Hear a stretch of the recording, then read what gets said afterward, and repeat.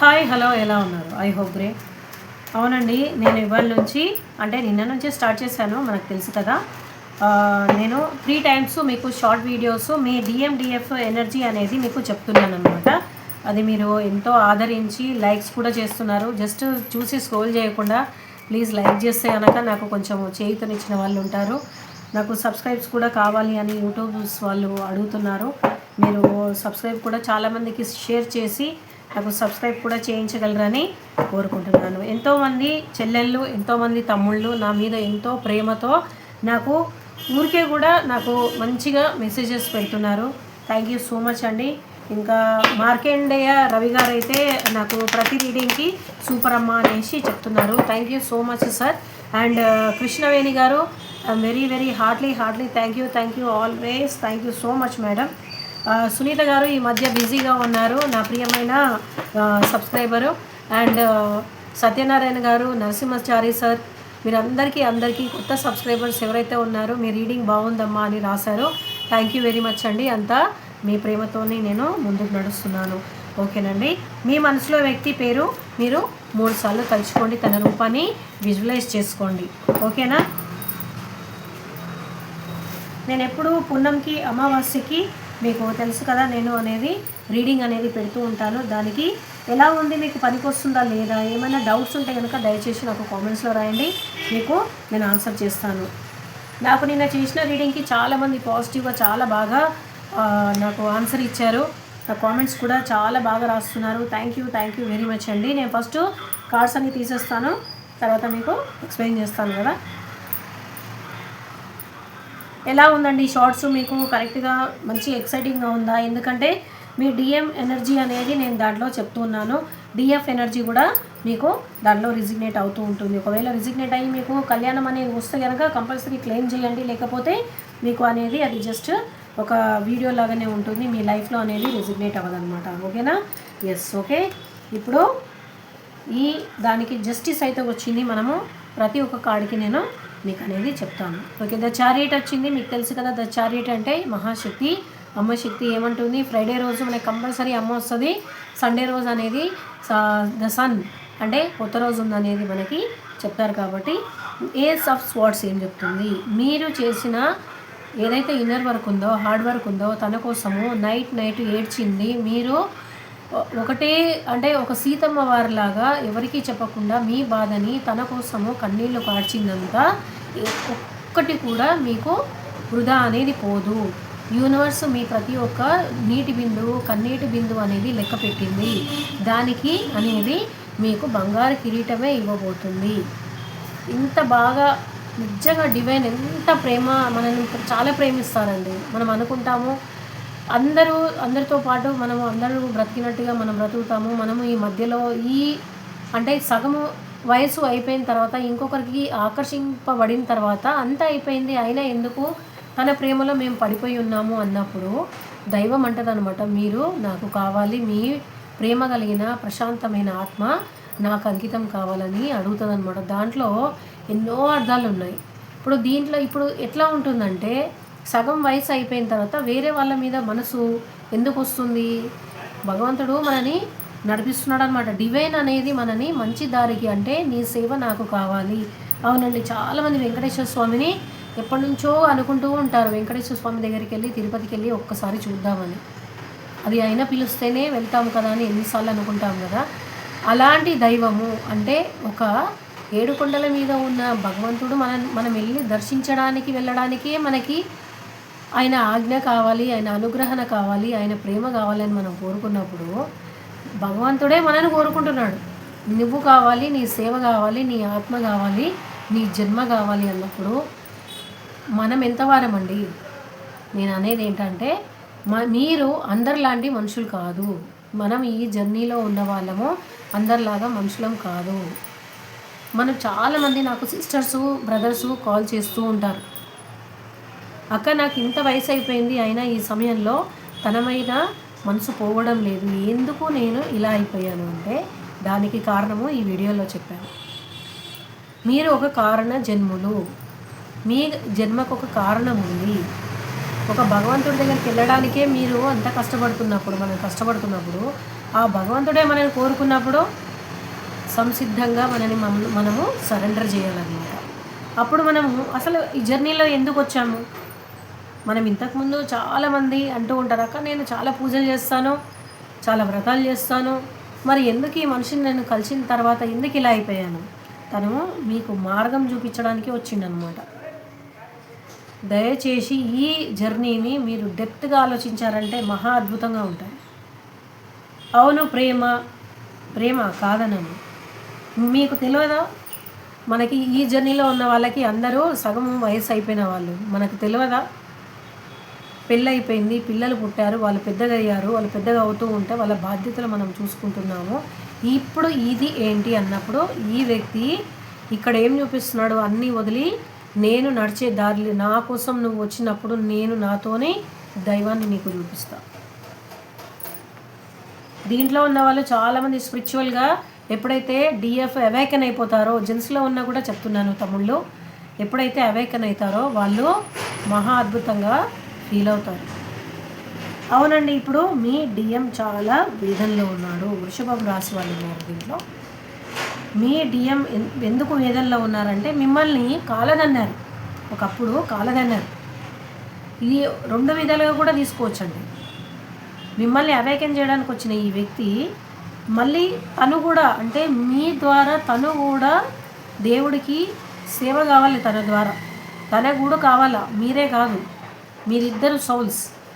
ఈజీగా మీకు మెథడ్ చెప్తాను. దీంట్లో ఉన్నది అసలు అర్థం ఏంటి అంటే, ఎప్పుడైతే పవిత్రమైన ఈ ఆత్మలు కలుస్తాయో, అంటే సెక్షువల్గా కాదండి, దయచేసి కలుస్తాయి అంటే ఒక పవిత్రమైన కార్యానికి మీరు ఏదైనా కలిసి చేయాలనుకున్నప్పుడు, మంచి పని చేయాలనుకున్నప్పుడు, అప్పుడు డివైన్ ఏం కోరుకుంటుందంటే మీతోనే కాదు తనతోనూ కూడా నాకు సేవ చేయాలన్నప్పుడు, మీకు ఎన్నో వీడియోస్లో చెప్పాను నేను, ఒక క్యాన్సర్ వచ్చిన తల పైన మీరిద్దరు చేయి పెట్టి మీరు వాళ్ళని ఆశీర్వదిస్తే కనుక వాళ్ళకి ఆ క్యాన్సర్ పోతుంది. నిజంగా అండి, మీరు భూమిని హీల్ చేయడానికి వచ్చారన్నమాట. పవిత్రమైన మీ సోల్స్, అంటే మీరు అంటే మీకు పెళ్ళిళ్ళు అయిపోయాయి, అన్నీ అయిపోయాయి, మళ్ళీ మధ్య వయసులో ఒకరిని ఒకరు చూసుకొని వేరే వాళ్ళని చూసుకొని ప్రేమించారు, కానీ దక్కరని తెలుసు, ఇద్దరికీ తెలుసు, డిఎంకి తెలుసు, డిఎఫ్కి తెలుసు. అయినా డిఎఫ్ ఏం చేస్తుంది, ఫస్ట్ అవేకెన్ అవుతుంది, ఆమెకు ఆత్మ చెప్పిస్తుంది ఈయన నా పూర్వజన్మ భర్త. ఈమె చేసిన హై ఏదైతే తపస్సు జపము అవన్నీ ఉంటాయో తిన కోసం చేస్తుంది. కాకపోతే ఇక్కడ మధ్యలో ఉన్నది దీపము. భగవంతుడు ఈమెని పైకి లేపేస్తాడు అన్నమాట. పైకి లేపినప్పుడు ఈ మధ్యలో ఈమె ఏమైపోతుంది, ఒక దేవతా స్వరూపిణి అయిపోతుంది. దేవతా స్వరూపిణి అయినప్పుడు ఈమె గురించి ఈయన తప్పించడం అనేది భగవంతుడు ఈయనని లేపుతాడు. అప్పుడు ఈయన కూడా మారి భగవాన్కి స్వరూపం అవుతారు, అంటే ఏంజల్స్ అవుతారు అనమాట. వీళ్ళిద్దరు కలిసినప్పుడు భూమికి హీల్ అవుతుంది. క్లియర్గా అర్థమైంది కదా. భగవన్ నామ స్మరణ ఇద్దరు ఒకరిని ఒకరు తలుచుకొని ఒకటి అయినప్పుడు భూమికి అనేది మీరు చేసేది హీల్ అనమాట. దేవదూతలు అని అంటారు కదా. ఇప్పుడు మనకు కనపడిందంతా మనలోకం. ఈజీగా చెప్తానండి, మనకి ఈజీగా మనకు అర్థం కావడానికి. సూర్యుడు వచ్చినప్పుడు లోకం కనబడుతుంది, మీరు ఉన్న బాల్కనీ కూడా మీకు కనబడుతుంది, అవునా? అదే సూర్యుడు పోయిన తర్వాత మీ బాల్కనీలో మీరు లైటు ఒకవేళ వేయకపోతే బాల్కనీ కనబడుతుందా? కనబడదు. అంటే కనబడిందంతా మన లోకం అయితే కనబడింది కూడా అద్భుతమైన లోకం ఉంది. అది మీరు నెగిటివ్ ఆలోచించవద్దు, పాజిటివ్గానే ఆలోచించాలి. దైవ నామ స్వరూపం కూడా ఉంటుంది. చీకట్లో దీపం వెలిగించడానికి ఈ డిఎఫ్ కలుస్తారనమాట. ఆల్రెడీ స్వర్గంలో వీళ్ళు ఏదైతే 6 జన్మల్లో ప్రేమించుకొని వీళ్ళు ఒకరికొకరు కావాలని భగవంతుడి నామ స్మరణకి వెళ్ళినప్పుడు వాళ్ళిద్దరిని వేరు చేసి, ఒక ఆత్మగా వెళ్ళినప్పుడు వేరు చేసి, మళ్ళీ మీరు ఈ జన్మలో ఎత్తండి, 7 జన్మలకి నేను మిమ్మల్ని కలుపుతానని మనకి మాట్లాడినప్పుడు మళ్ళీ మీరు ఇన్ని జన్మలు కష్టపడి పుట్టి చేసి మళ్ళీ మరణించి మళ్ళీ పుట్టి మళ్ళీ అదే సేమ్ పుట్టి ఒక లాస్ట్ జన్మలు అనేది మీరు కలుస్తారు. కలిసిన తర్వాత ఒకరికి ఒకరు మీరు ఒకరిని ప్రేమించి ఒకరు దైవంతో నాలాంటి వాళ్ళతో చెప్పిపించుకుంటారు. దైవంలో హై అయిపోతారు. మళ్ళీ తిన గురించి భగవంతుడు ఇక్కడ కూడా లేపినప్పుడు హై అయిపోతారు కదా. అప్పుడు మనము ఏంజిల్స్ అయిపోతాం అనమాట. భూమాతకి మన నుంచి హీల్ కావాలి. సేవ కావాలి. అందుకే మిమ్మల్ని ఎలా అయితే టుకరాయించాడో మీ డిఎం, ఇప్పుడు మీ శక్తిని కాదన్నందుకు తను అన్ని పరిస్థితుల్లో కట్టివేయబడ్డాడు. అది ఆయనకి తెలిసిపోయింది. ఇది షార్ట్లలో కూడా వచ్చిందండి. ఇది ఎవరికో కరెక్ట్గా రిజిగ్నేట్ అవుతుంది. వృషభం రాశి వాళ్ళు ఉన్నారు దీంట్లో, ఓకేనా?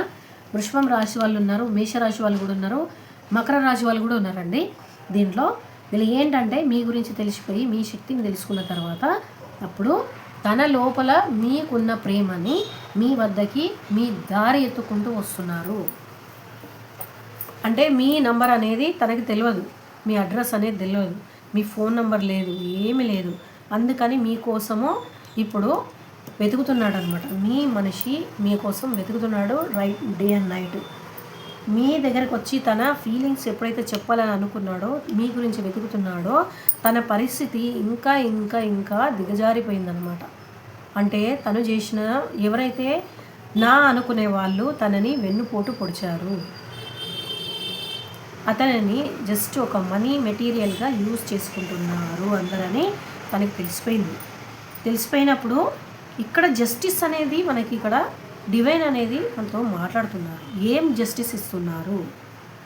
భగవన్నామ స్వరూపంలో భగవన్నామంతో ఒక కార్డు తీసుకుందాము. మీ మనసులో ఉన్న వ్యక్తి పేరు మంచిగా గట్టిగా తీసుకోండి. ఏమనుకుంటున్నారేమో. ద మెజిషియన్ ఏం చెప్తుంది చూద్దాం.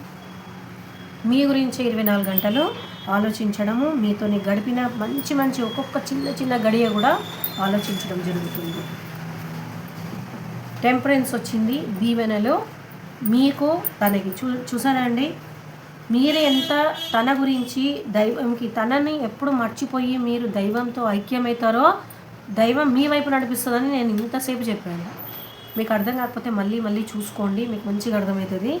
మీ వైపు మీ మనిషి తిరిగినప్పుడు జస్టిస్ అనేది వచ్చింది. ద మెజిషియన్ అనేది మీ ఇద్దరు చేస్తున్నారు. మెజిషియన్ అంటే మేనిఫెస్ట్ చేస్తున్నారు ఒకరికొకరు. తను నాకు కావాలని గాడ్ని మీరు ఎట్లా అడుగుతున్నారో మీరు కావాలని మీ డిఎం కూడా అడుగుతున్నారు. మీ గురించి ఒక్కొక్క నిమిషము తపిస్తున్నారు. చూడండి, టెంపరెన్స్ ఏమంటుందంటే మీరు పడ్డ కష్టానికి మీరు చేసిన ఇన్నర్ వర్క్ ఏదైతే జపము తపము భగవంతుడి నామంలో మీరు తప్పించిన అంటే night of the soul, night మీరు మీ పిల్లో తడిచిపోయేంతలాగా తన కోసం ఏడ్చారు కదా, ఏమాత్రము అది కొట్టివేయబడలేదు. కప్పు నిండా మీ కన్నీళ్ళు అమృతంతో నింపి మీకు అనేది ఆశీర్వాదంలో ఇస్తున్నానని డివైన్ మాట్లాడుతున్నారు. అది ఎలా వస్తుంది? మీ అంటే మీరెంత కష్టపడ్డారో మీ వ్యక్తి దగ్గరికి వెళ్ళడానికి, మీరు వెళ్ళినప్పుడల్లా ఎప్పుడు మీరు మిమ్మల్ని తిరస్కరించడం జరిగిందో అవన్నీ తనని రియలైజేషన్ చేయడానికి తనని ప్యూర్గా చేస్తున్నారు. డివైన్ తనని ప్యూర్ చేస్తున్నారు అనమాట. అంటే మీరు చూడండి, మనం తాగే నీళ్ళు కూడా ఎంతో ప్యూరిఫికేషన్ చేసిన తర్వాతనే తాగుతాం కదా. ఈ 7 జన్మల సంబంధం మరి ఒక్క రోజులో కలిస్తే దాని అమృతము దాని విలువ ఏం తెలుస్తుంది డిఎఫ్ కూడా. అందుకని డిఎఫ్ ఎట్లా సాధన చేసి డిఎంని సాధించుకోవడానికి డిఎం కావాలని ఎట్లా ఉందో డిఎంకి కూడా అలాంటివి శిక్షలు అనేది పడుతూ ఉంటాయి. ఇప్పుడు తను అనేది శిక్షలో ఉన్నారు, శిక్ష అనుభవిస్తున్నారు. మీరు అనేది మీ ఇన్నర్ వర్క్ అనేది హై చేసుకోండి. మీ డిఎంని తీసుకొచ్చే బాధ్యత డివైన్ తీసుకుంది, భగవంతుడు తీసుకున్నారు. మీ దగ్గరికి మీ వ్యక్తి రావాలని 24 గంటలు తప్పిస్తున్నారు. ఇక్కడ సింహరాశి అనేది వాళ్ళు కూడా ఉన్నారండి. సింహరాశి, వృషభం రాశి ఉన్నారు. మీ దగ్గర క్వీన్ ఆఫ్ స్వార్డ్స్ వాళ్ళు ఎలా ఉన్నారు? మీ గురించి మీ ఇద్దరి గురించి తెలిసిపోయింది. తల పెద్దవాళ్ళు అనేది ఆపడం జరుగుతుంది.